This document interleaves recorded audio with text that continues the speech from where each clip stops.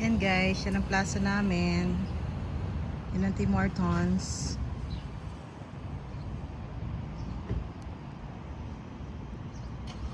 Maya maya punta tayo ng Tim Hortons. Gusto kong uminom ng iced coffee. Yun sa kabilang daan. Tara, punta tayo ng Tim Hortons.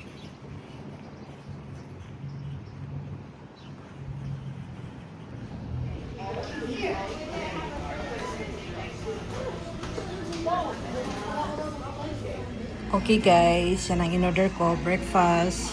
May iced coffee ako. Saka yung sandwich, breakfast sandwich sausage. Kain muna tayo. Okay guys, kain muna tayo. Sarap nito, malamig.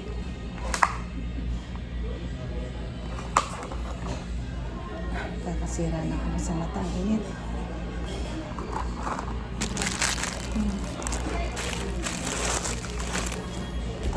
Kanina nag-breakfast lang ako ng tea tapos biscuits. So ngayon, ito na yung brunch ko. Para lumiit. Tapos pag uwi ko, kakain na lang ako ng salad. Okay guys, kain tayo.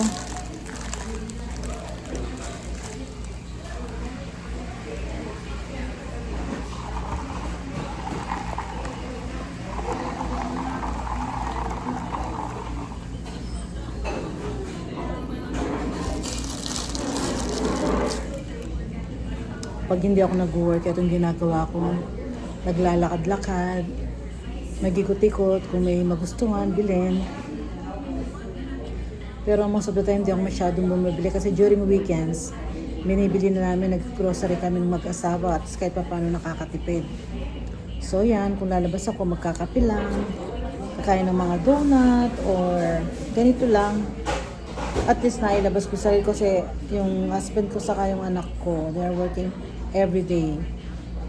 So ako, nag-work lang ako 2 times a week. So the rest, stay ako sa bahay or gumagawa ako ng yung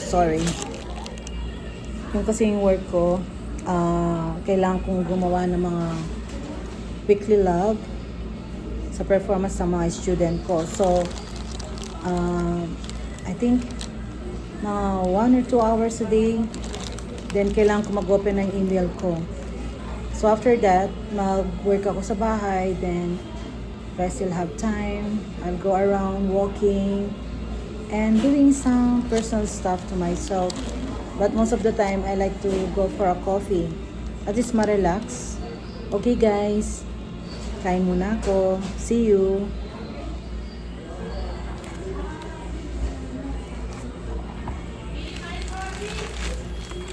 Pasensya na kayo, nakasalamin ako kasi nakaharap ako sa may araw. Ayoko masira yung mata ko.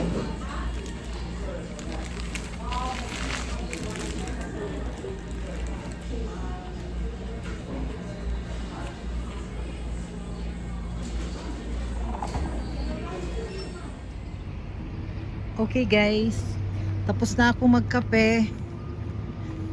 Eto, punta na tayo sa Mission Trip Store. Tingin lang tayo, spend lang natin yung oras, ikot-ikot. Pero don't worry guys, one day i-vlog ko rin kung ano yung laman ng Mission Trip Store. Yan ang paligid. Yan, may delivery sa may Tim Hortons.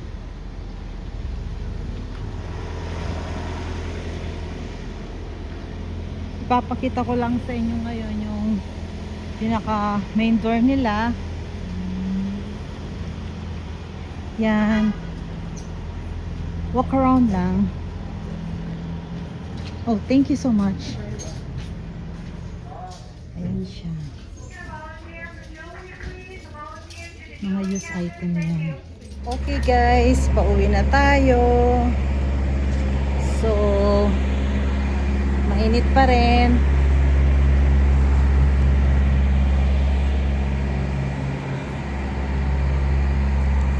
Lakad-lakad na para pang-uwi at makapagpahinga muna.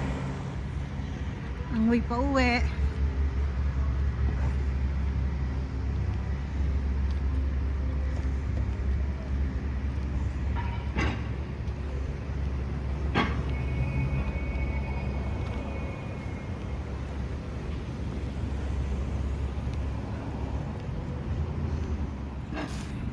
Pakita ko lang ito, ang gaganda ng mga bulaklak. Ayan sila. Oh. Maganda, no?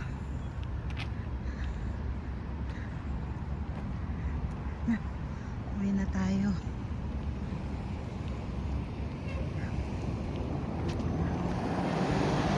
Yan din.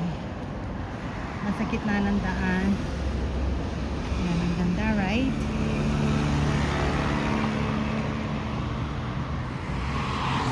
Nagtago ng saglit ang araw. Ang sarap maglakad.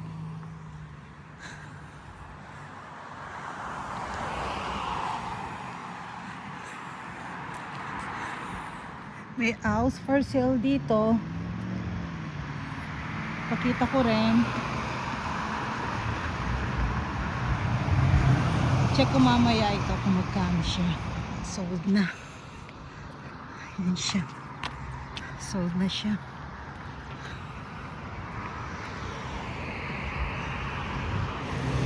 Yan. Mga apartment. Nililinis nila ang kanilang harapan. Kinakata mga grass.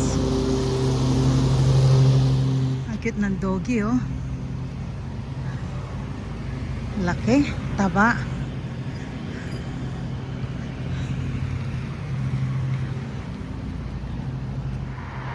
Tulad niyan, guys. Kita nyo yan.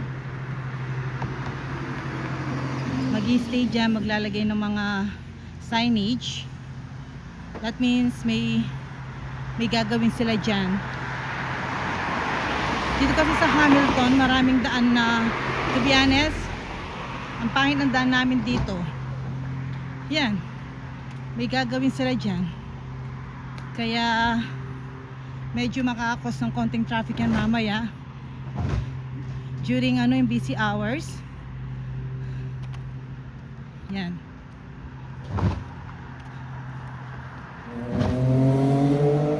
Yung self-service para magpagas. Tulad sa atin talagang may boy talaga na maglo-load sa gas. But dito this self-service siya. So less sa babayaran ng mga tao, right?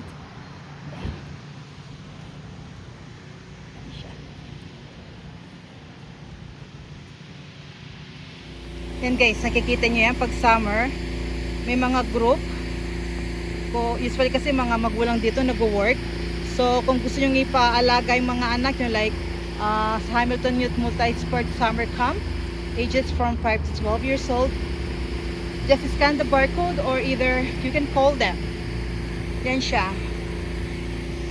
Di tulad sa atin, pag yung kapitbahay natin is available, they can help us, right? But dito, kailangan maghanap na mag-aalaga sa anak mo. Kasi hindi mo pwedeng iwan ang anak mo by mais. Sa sarili lang nila ba? Pag nalaman ng kapitbahay mo, isusumbong ka. There you go. Pauwi na tayo kanina, lumiko tayo dito. But ibang way naman para papunta sa bahay. Pawis na pawis ako. At least maraming calories ang nabawas ngayon. At mamaya makakatulog ako ng sobrang bonggang bongga. Kasi pagod ang mga paa ko, ng katawan ko sa kakalakad. Kaya malapit na tayo sa bahay. Galing ako all the way doon. Pero ngayon, iba ang way ko. Wala na yung mga bata kasi mainit na. Okay, malapit na tayo. Yan. Playground yan.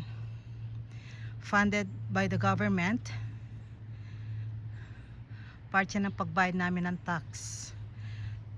Para ma-maintain yan. Pati yung park.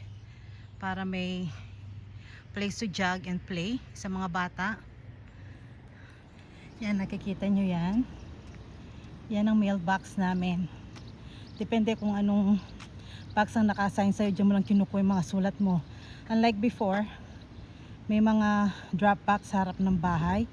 Ngayon ganyan na siya. Yan na. Pasok na sa amin yan.